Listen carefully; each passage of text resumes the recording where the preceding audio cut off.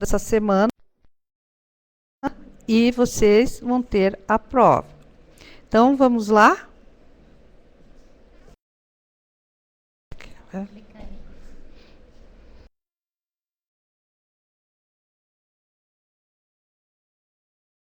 Bom, as unidades que nós trabalhamos, psicologia organizacional, foram, como primeira unidade, vocês tiveram a introdução ao estudo da psicologia organizacional, o campo e ação da psicologia organizacional, a origem e a psicologia organizacional no Brasil. Na unidade 2, o indivíduo na organização, a motivação, a percepção e a aprendizagem. E na unidade 3, o grupo na organização, liderança, as características do líder, teorias de liderança e o processo de socialização. Bom, para começar, então, vamos ver o campo de ação da psicologia organizacional. Esse campo de ação, ela está envolvida com o trabalho, com a organização e com a gestão de pessoas. Então, é através do trabalho, a realização das pessoas e como meio para a produção organizacional, é um meio de sobrevivência, meio de realização pessoal, da construção da identidade, enfim, um meio de socialização. Portanto, o trabalho é o meio que realiza as pessoas. Todos têm necessidade do trabalho. Dentro da psicologia organizacional, temos também a organização. Normalmente, o trabalho não ocorre isoladamente. O administrador, por sua vez, precisa ampliar seus conhecimentos sobre o comportamento e precisa saber lidar com pessoas. E dentro da gestão de pessoas são as estratégias, as políticas e as práticas ou os processos de como lidar com as pessoas. Vocês estão vendo que dentro da disciplina da psicologia organizacional, nós temos um enfoque que fala sobre o trabalho, que o trabalho faz parte da vida de todos nós, do nosso cotidiano, faz parte da organização das empresas e a gestão de pessoas que são os trabalhadores e os empresários que estão trabalhando dentro da empresa. Continuando, então, quais seriam os exemplos de aplicação da psicologia nas organizações? O que seria essa aplicação? Primeiro, é o processo de treinamento. O que seria o processo de treinamento? É onde o recursos humanos vai oferecer para esse pessoal treinamento ou qualificação do seu pessoal, que é feito através de palestras e de seminários. Eficácia de liderança e tomada de decisão são os programas para o desenvolvimento de lideranças.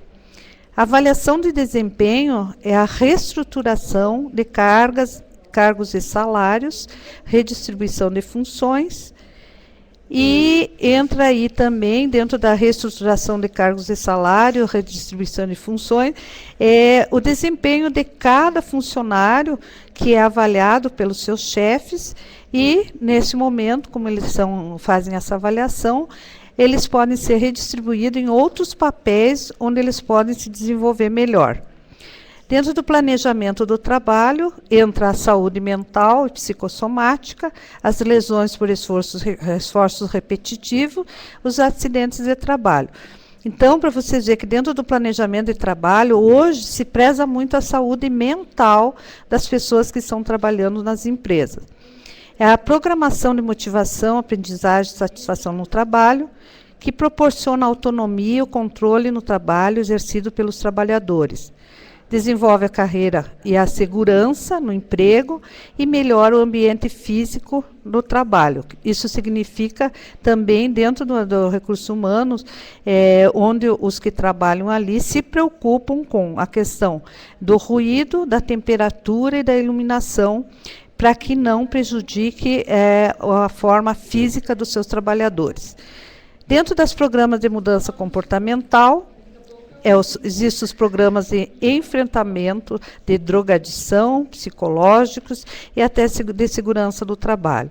Hoje, quando existe algum problema de alcoolismo, de drogas dentro das empresas, essas pessoas elas fazem com que a empresa gaste muito até pela questão de hospitalização, de faltas no trabalho.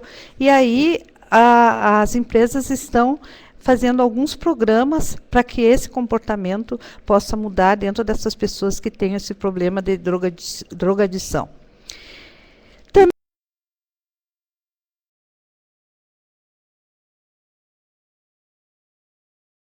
Também vamos falar sobre a administração de situações de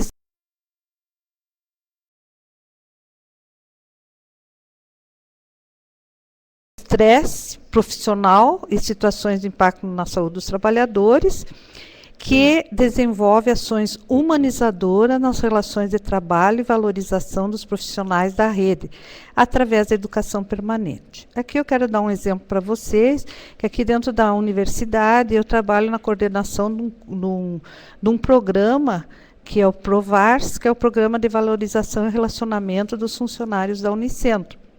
Então, o que nós fizemos? Nós estamos sempre proporcionando palestras, webconferências, cursos, em vários setores da Unicentro, inclusive para modificar essa situação de estresse, a situação de qualificação no ambiente de trabalho, a questão das lideranças. E esse trabalho, no início, o pessoal, os funcionários, não davam tanto significado. E hoje, assim, todas as vezes que a gente proporciona uma webconferência, quando a gente proporciona um treinamento, um curso ou alguma atividade de trabalhos em grupo, a maioria dos nossos funcionários que está atento a essa condição que a universidade lhes proporciona. Bom, vamos falar agora na psicologia dos fatores humanos. A melhoria do design da função das máquinas e do ambiente de trabalho. A psicologia dos recursos humanos é o recrutamento, os testes, os treinamentos dos trabalhadores. E a psicologia organizacional está relacionada ao estilo gerencial, a motivação dos trabalhadores, a satisfação no trabalho e o desenvolvimento de programas de qualidade de vida e pesquisa.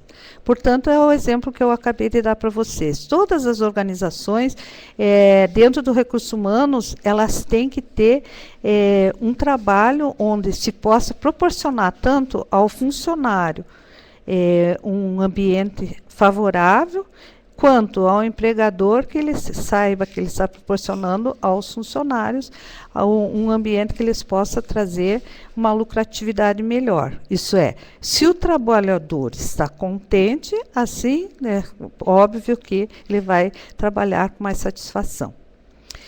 Bom, vamos falar um pouquinho na origem da psicologia organizacional. Ela começou no finalzinho do século XIX, e o Taylor, que foi o que é responsável pela administração científica, e ele estabelece preceitos para o planejamento no trabalho com o objetivo de aumentar a produção. O que significa isso? Quanto mais os funcionários trabalhassem numa forma em equipe, sendo que cada um fazendo a sua parte, ele dizia que aumentaria a produção. Aqui nós podemos falar um pouquinho a respeito daquele filme, que não sei se vocês já assistiram, do Chaplin. Inclusive, a gente está sugerindo para que vocês assistam esse filme, onde demonstra bem a questão da repetição, dentro do filme, que o Chaplin ele vai só apertando botões. Aí tem outro princípio, que é o princípio da administração científica. Planejar os métodos de trabalho para aumentar a eficiência. Selecionar os melhores trabalhadores e treiná-los para que se adaptem aos novos métodos. E desenvolver um clima de cooperação entre os encarregados, que são os gerentes, e os trabalhadores. E dentro da psicologia na organização, ela é utilizada como forma para analisar o trabalho com o objetivo de descobrir o melhor modo de fazer o trabalho. vamos dizer assim. É uma forma para que se consiga fazer o trabalho em menos tempo e com mais eficácia. Planejar os métodos de trabalho, selecionar e treinar os trabalhadores através da análise de trabalho ou análise de cargo. E dentro disso tem os estudos e movimentos do Frank e Lillian Gilbert, que envolveram a mediação e a sincronização das ações executadas pelas pessoas durante as tarefas. Qual que foi o objetivo deles? Foi desenvolver uma maneira mais eficiente de trabalhar, originando as pesquisas no campo do fator humano no trabalho.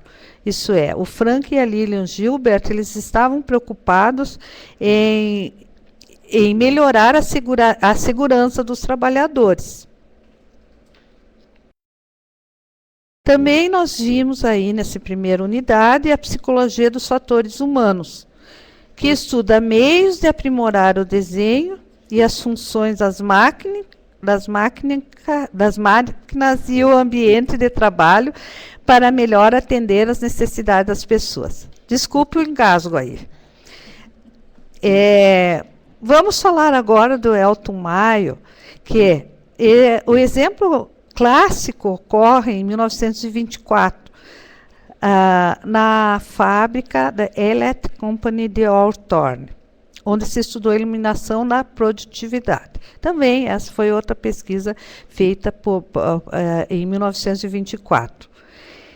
O que aconteceu? Ao final dos testes, constataram que o fator que mais influenciava a produtividade não eram as condições do ambiente, nem o pagamento e os métodos de trabalho, mas sim o fato dos trabalhadores perceberem que estavam sendo observados, de se sentirem importantes e por estarem participando de uma pesquisa.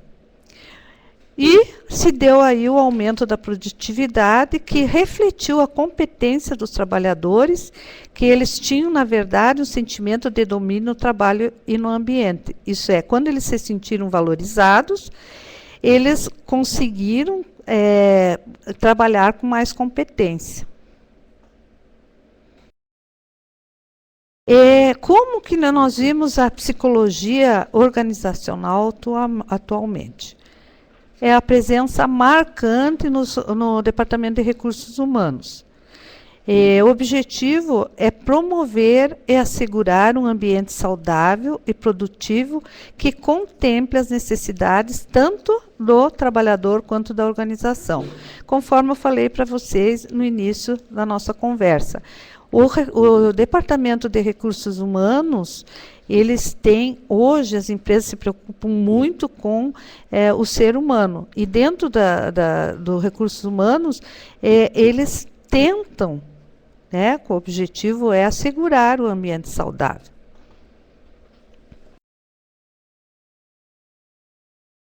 Bom, vamos começar agora com a motivação, que seria a unidade 2 da nossa disciplina de psicologia organizacional. Para Paul Spector, a motivação é o estado interior que conduz uma pessoa a assumir determinados tipos de comportamentos. A motivação é responsável pela intensidade, direção e persistência dos esforços de uma pessoa para o alcance de determinadas metas. O comportamento humano é gerado por algo que o motiva.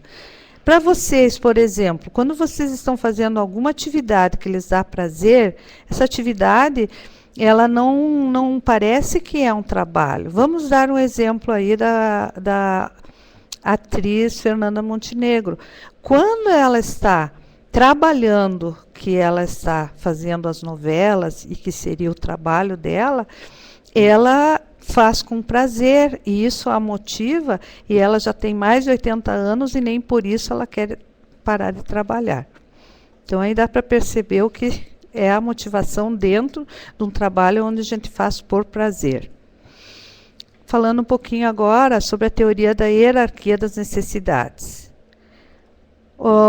Quem propôs foi o Maslow, essa teoria.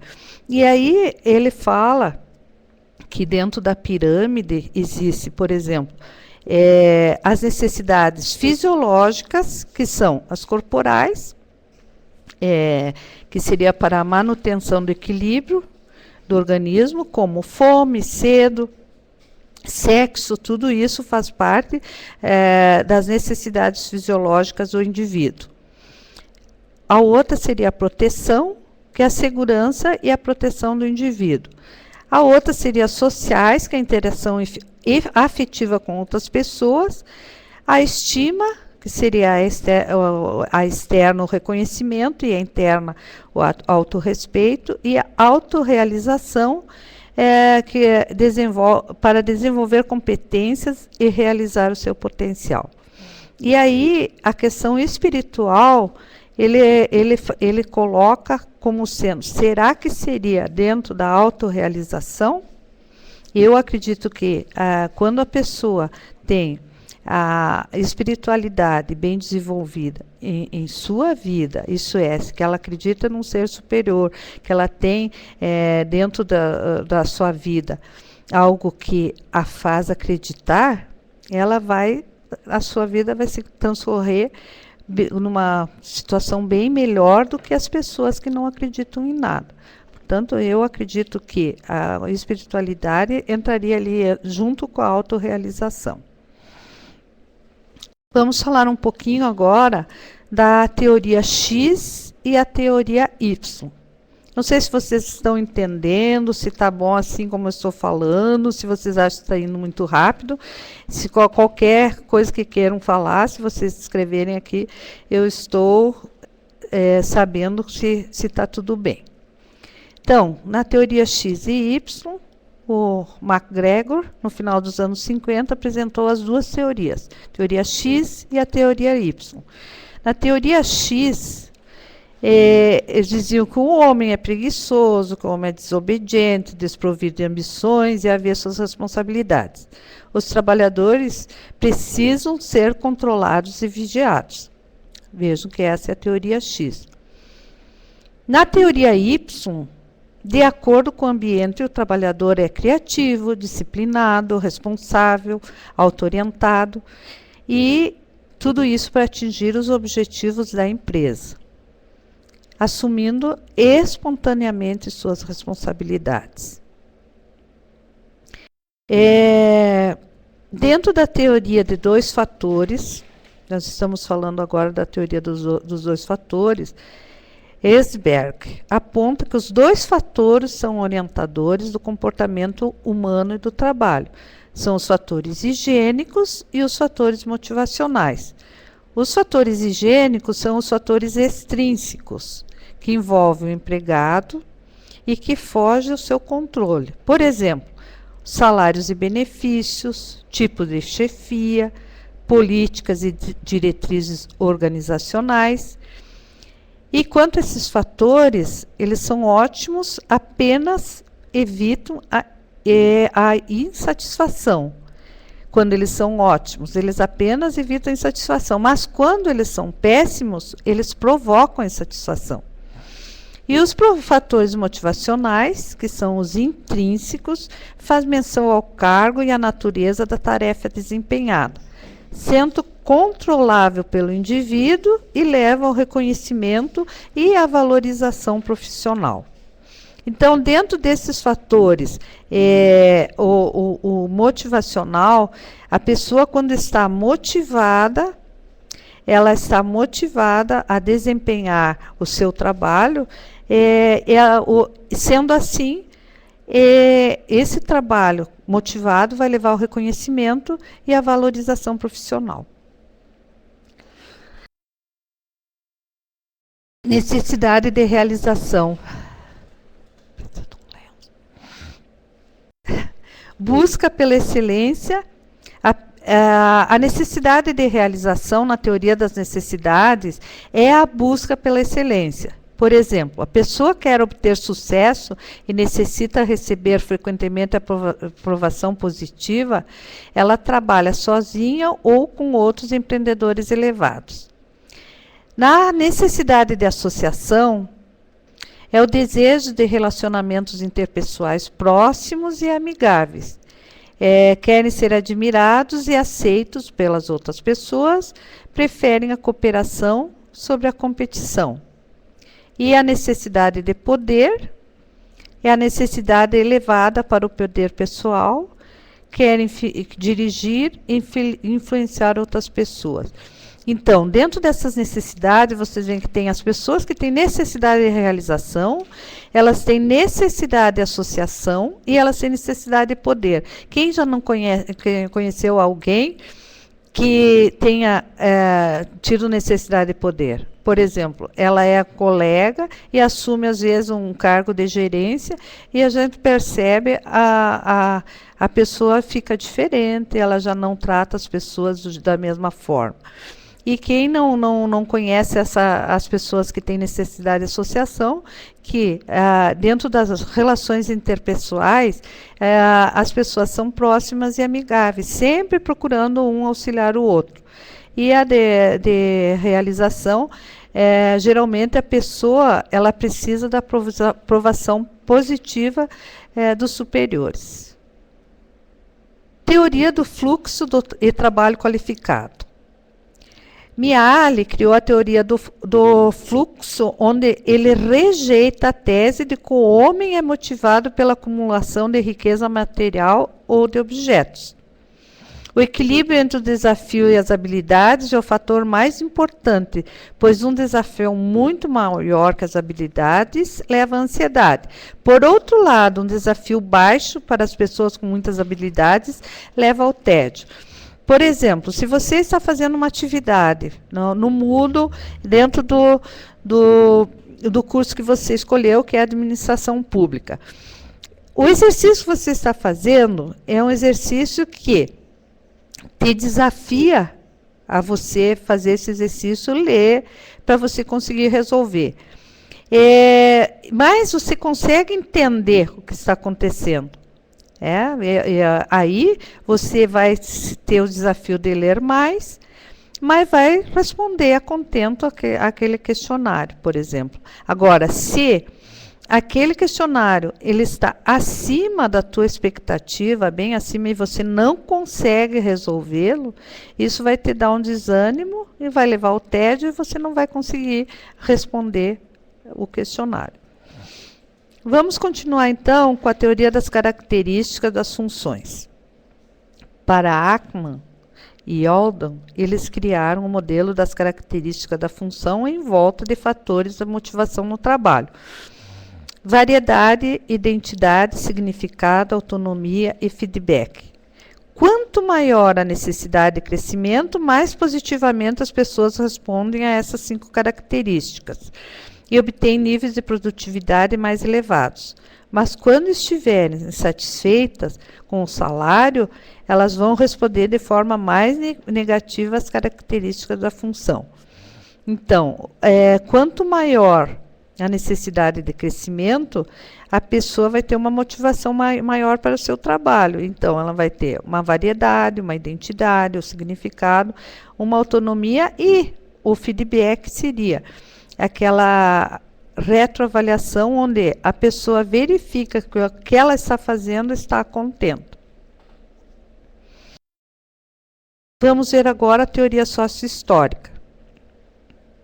Qual que seria a principal característica da teoria sócio-histórica? É que uma pessoa pertence a um grupo sem deixar também de ser também uma pessoa singular.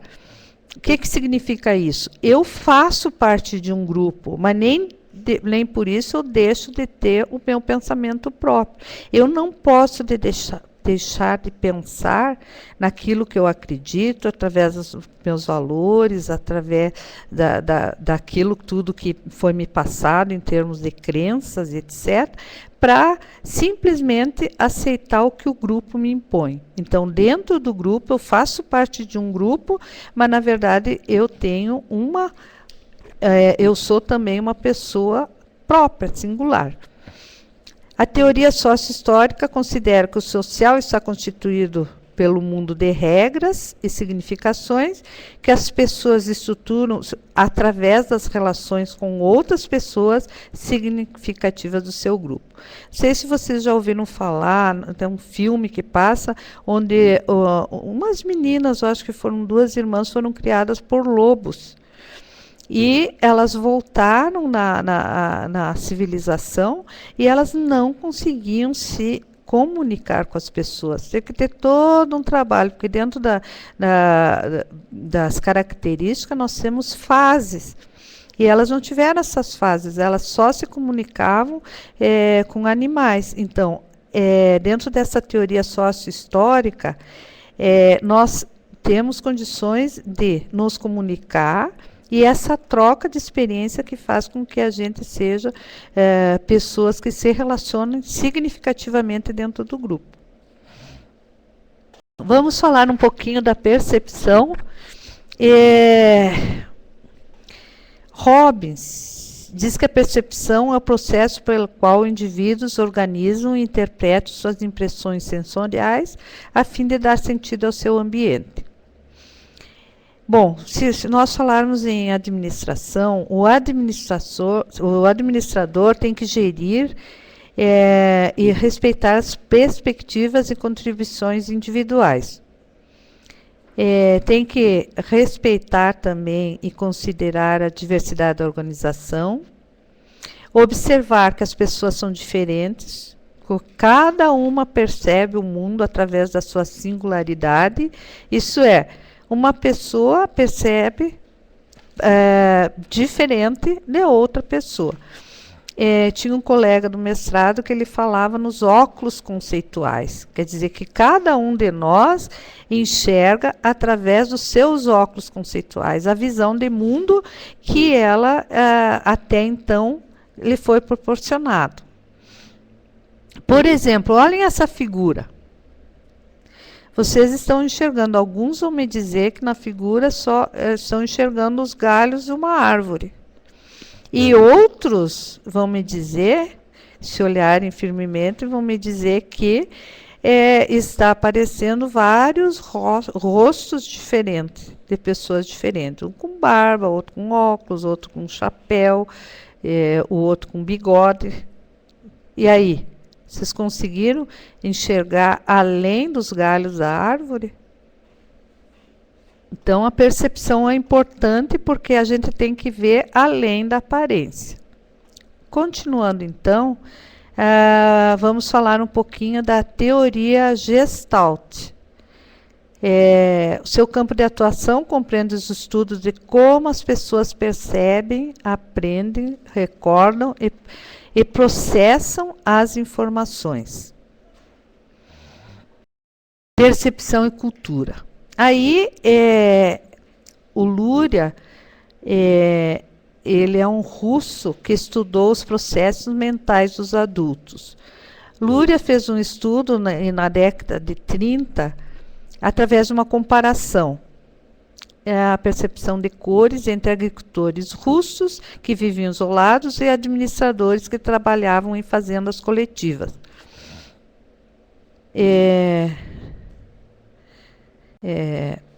Eu passei para frente aqui só um pouquinho. Aí, dentro desse estudo do Luria, ele consegue identificar que os trabalhadores, agricultores, eles não tinham condições de ter a percepção que os administradores tinham. Então, os administradores, eles conseguiram, através das cores, fazer 7 a 8 grupos diferenciados. E os agricultores, os pequenos agricultores, acharam extremamente difícil essa tarefa, justamente pela questão da percepção. Então, a aprendizagem. Falando um pouquinho, para cada pessoa, o que seria aprendizagem? O que eu poderia dizer que eu consegui aprender? A necessidade de aprendizagem continuada tem motivado a ampliação dos espaços de aprendizagem para fora da escola e da inclusão da organização como local onde acontece grande parte do ensino e do aprendizado voltados para a qualificação para o trabalho. Por exemplo, se eu for falar para vocês o que eu penso da aprendizagem, eu sei que eu aprendi alguma coisa se eu posso falar de uma forma diferente daquela que eu li, vamos dizer. Eu estou lendo um texto e eu posso transformar esse texto em palavras próprias, com o mesmo significado, embora seja com palavras sinônimas, por exemplo, significa que eu consegui aprender.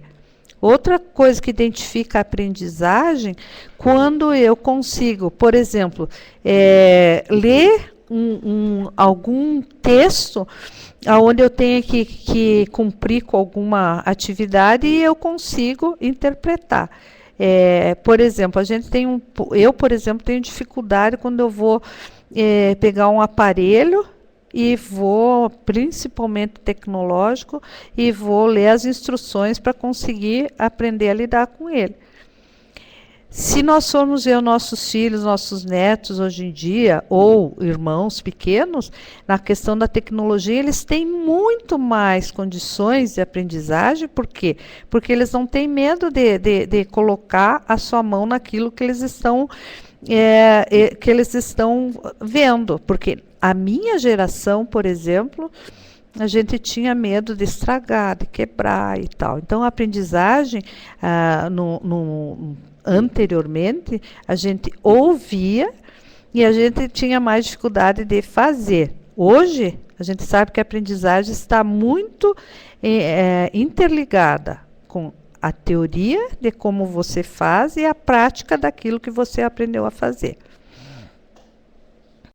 Dentro do modelo comportamental, alguns comportamentos dos animais são inatos e congênitos. São os reflexos ou instintos. A única forma de aprender requer uma associação entre estímulos externos e resposta, chamada de condicionamento ou reflexo condicionado. Você sabe alguns exemplos que dizem assim: gato escaldado tem medo de água fria. Cachorro mordido por cobra tem medo de linguiça. Quem com leite queimou-se, na água sopra. Então, por quê? Esses reflexos desses instintos, o Pavlov fez uma experiência que ele colocava comida pro cachorro e ao mesmo tempo que ele colocava a comida, ele tocava um sino. E quando tocava esse sino, o cachorro, depois de um certo tempo, salivava. Então, esse é o tal do reflexo condicionado. Em 1904, o Pavlov fez o experimento demonstrando que um estímulo neutro poderia ser transformado em estímulo condicionado pelo aprendizado. Isso que eu estava falando para vocês. Aí vem a teoria comportamental, o behaviorismo. Eu sei que vocês já devem estar cansados de me ouvir, mas está faltando um pouquinho para terminar. A aprendizagem é um comportamento observável adquirido de forma mecânica e automática, através de estímulos e respostas. A recompensa funciona melhor que punições.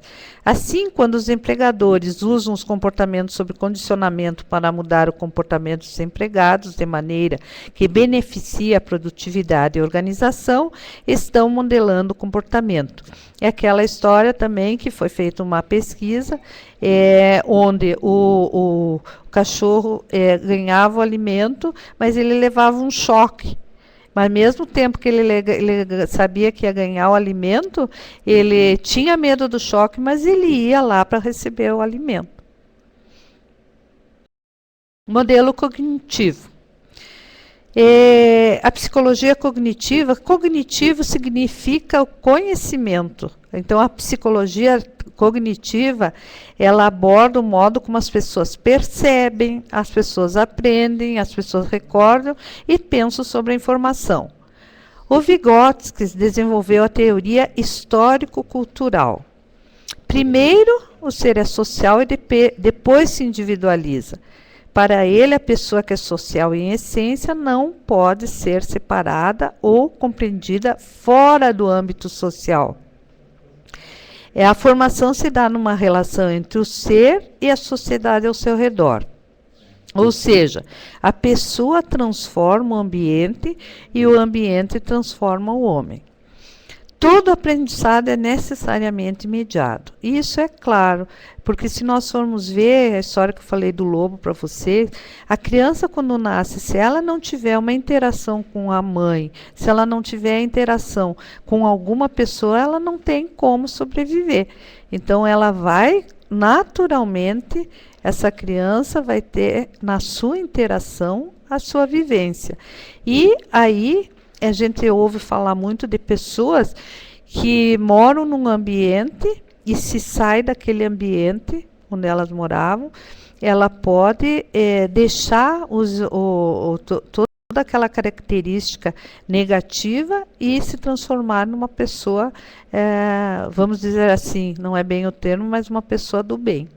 Dependendo do ambiente que ela está, ela pode se transformar também no marginal.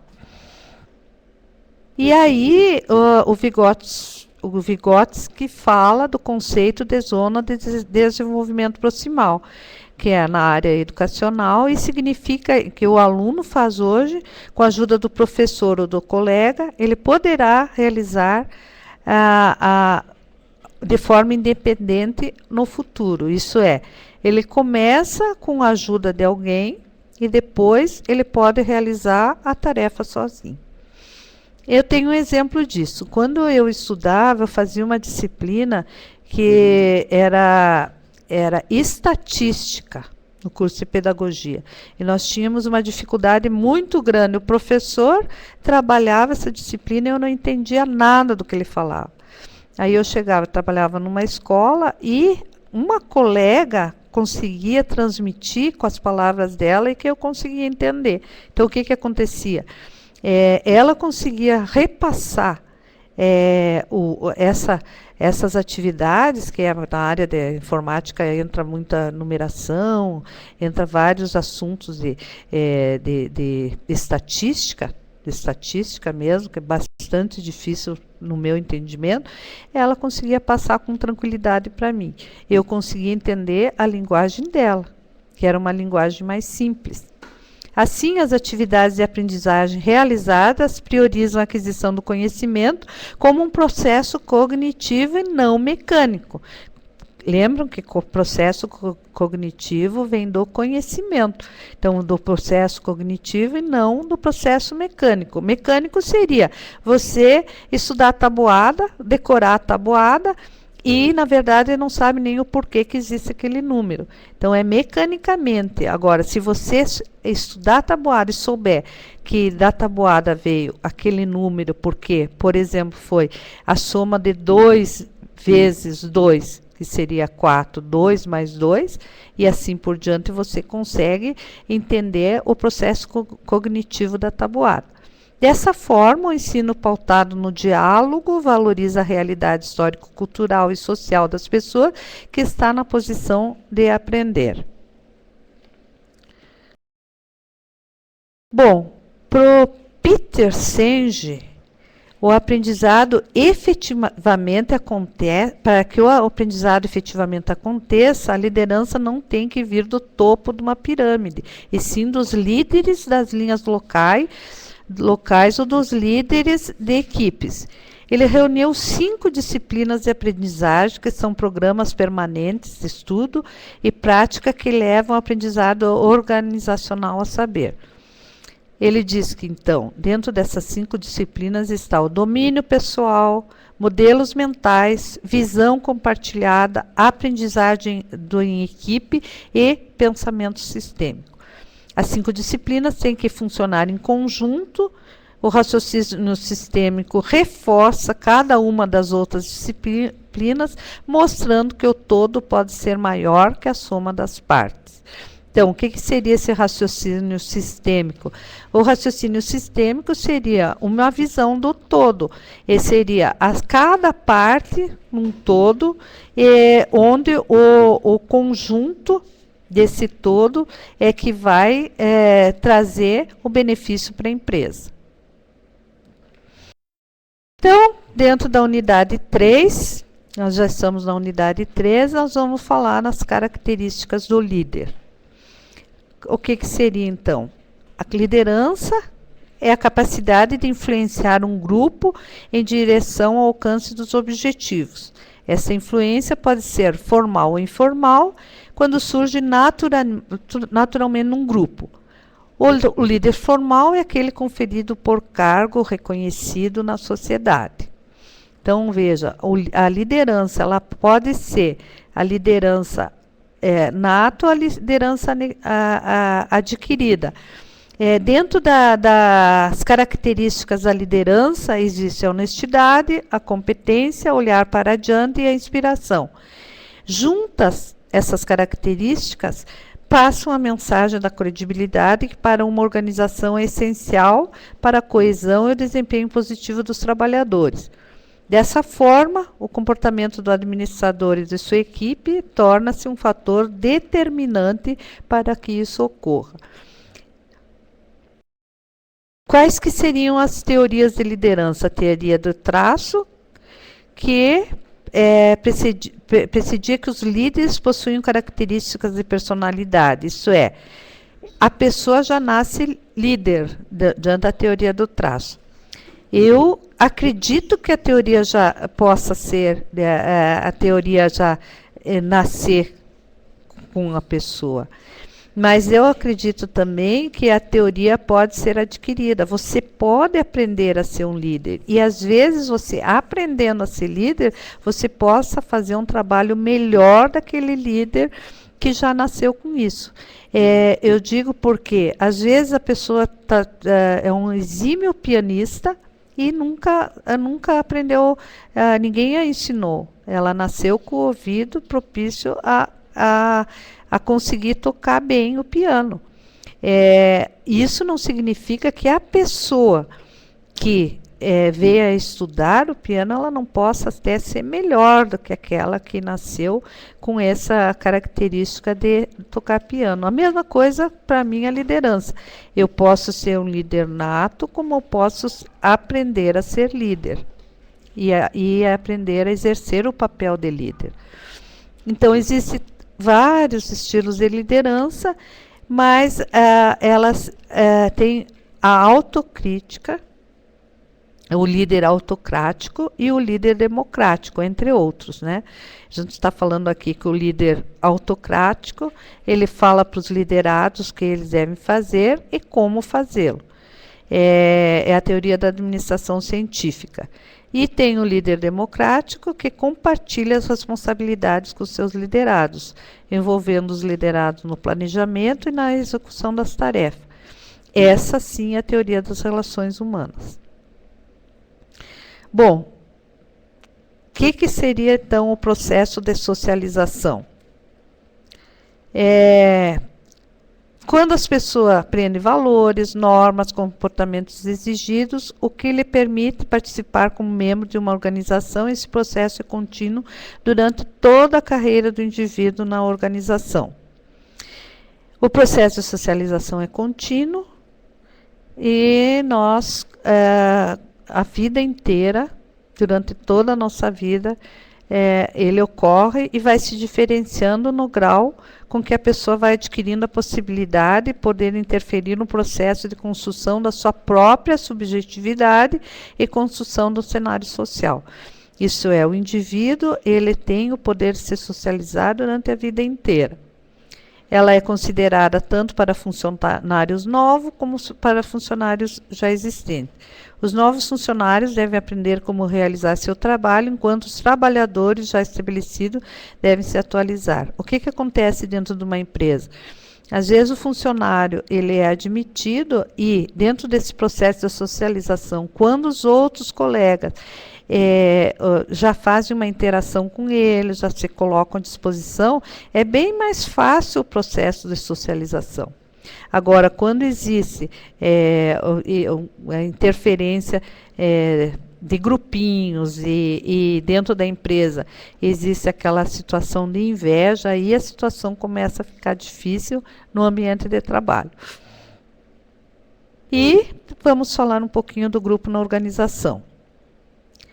O que seria o grupo? É a união de duas ou mais pessoas que interagem uma com as outras e dividem algumas tarefas, visando objetivos interrelacionados.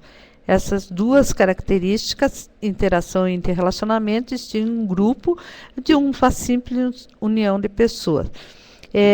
Eu posso estar dentro de um grupo, interagindo com o grupo e me relacionando, e aí as principais características do grupo são: pessoas se percebem como membros, os membros do grupo têm necessidades e motivações compatíveis, têm objetivos comuns, as relações entre as pessoas são organizadas, as pessoas são interdependentes, interagem entre si.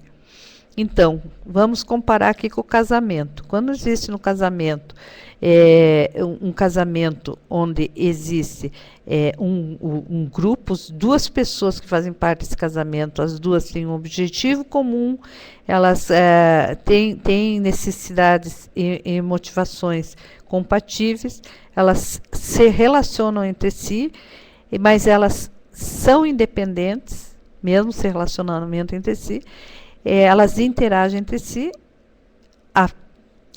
Tenho certeza que o casamento nessas características vai ser bem melhor do que num casamento onde ou o homem ou a mulher acham que devem mandar no outro. Concordam comigo? Concordo. Bom, para terminar, eu quero agradecer a paciência que vocês tiveram comigo e quero me colocar agora à disposição para responder as perguntas que vocês queiram fazer. Obrigado pela atenção de todos. E me coloco à disposição agora, a Fabíola e eu, para respondermos as questões.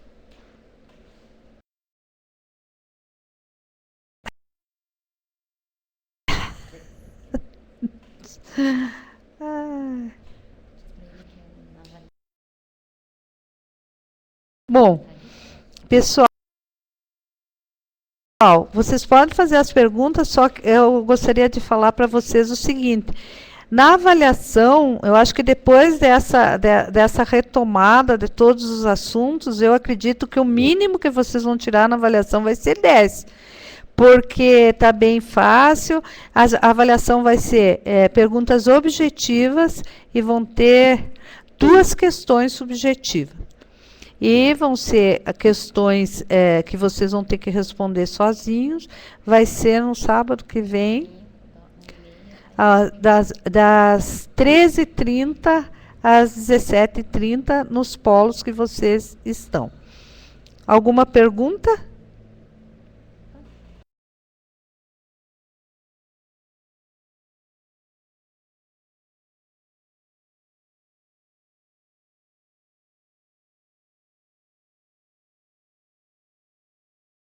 Ai, Fabíola, meu nariz escorrendo, meu Deus. Não tem perguntas? Tem? Então vamos lá.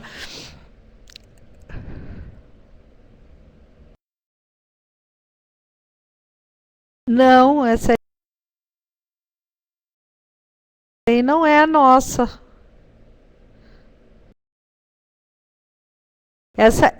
Esse vídeo é do pós-graduação, não é da graduação, Adriana.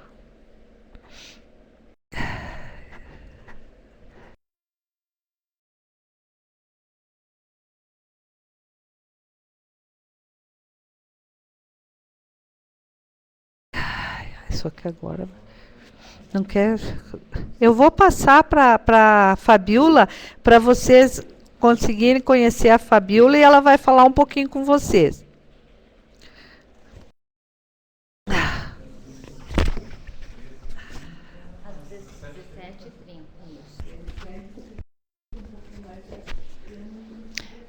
Então, vamos lá.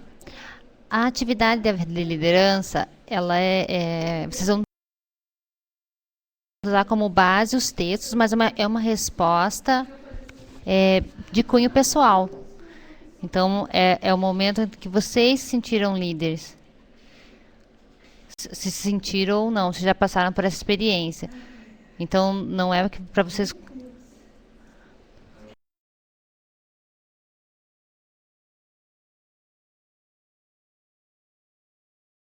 Isso é um critério na organização de grupos onde há vários líderes, como saber escolher qual critério escolher para escolher esse líder.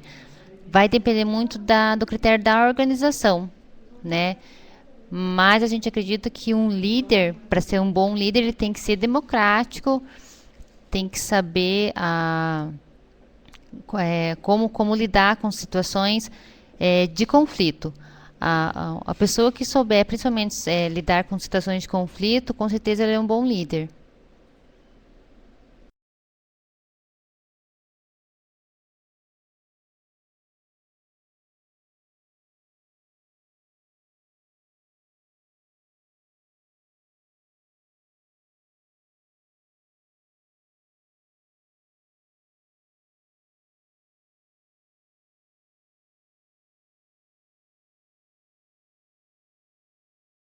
Qual a principal característica de um líder? Ele tem que ser. Bem, lá no estudo onde foi apresentado no livro, então, é um conjunto, não é só a principal característica. O líder tem que ter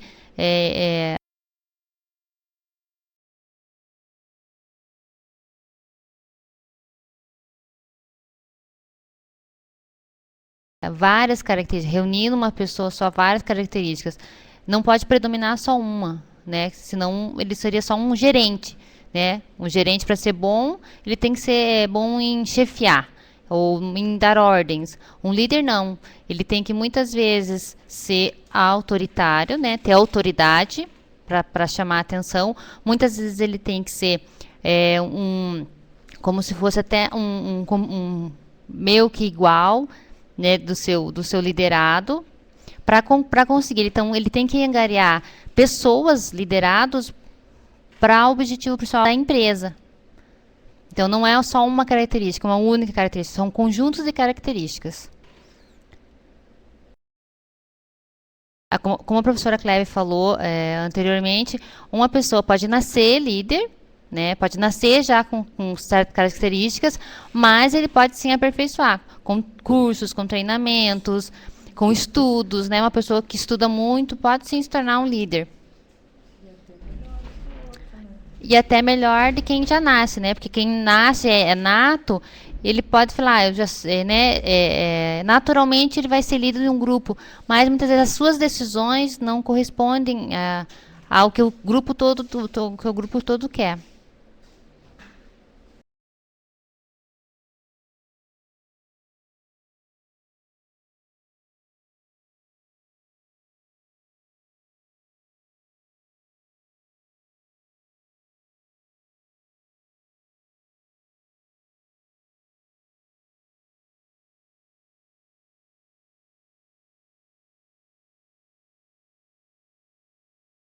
Então a gente está vendo aqui que a gente já tomou quase, acho que mais de uma hora o tempo de vocês. Então a gente agradece, queremos agradecer a vocês. E a gente está à disposição, né? A gente tem o fórum que ainda está aberto durante essa semana. Quem quiser mandar notícias, dúvidas, elogios, a gente está recebendo, não tem problema. Críticas. O que vocês acharem, a gente está atento, então a gente quer melhorar, né? A gente procurou colocar textos, sugestões de textos. Essas sugestões não vão cair na avaliação, então já não fiquem preocupados. Já foi perguntado, então não é só o texto base que vocês têm, que a gente vai utilizar. Então a gente estudou bastante, a gente tentou proporcionar para vocês atividades diferenciadas para que vocês possam utilizar na vida de vocês. Então, pode ser que a gente se encontre num dos polos, mas até uma próxima oportunidade. Até mais. A professora Cleve está mandando um abraço a todos. Até mais. Obrigada.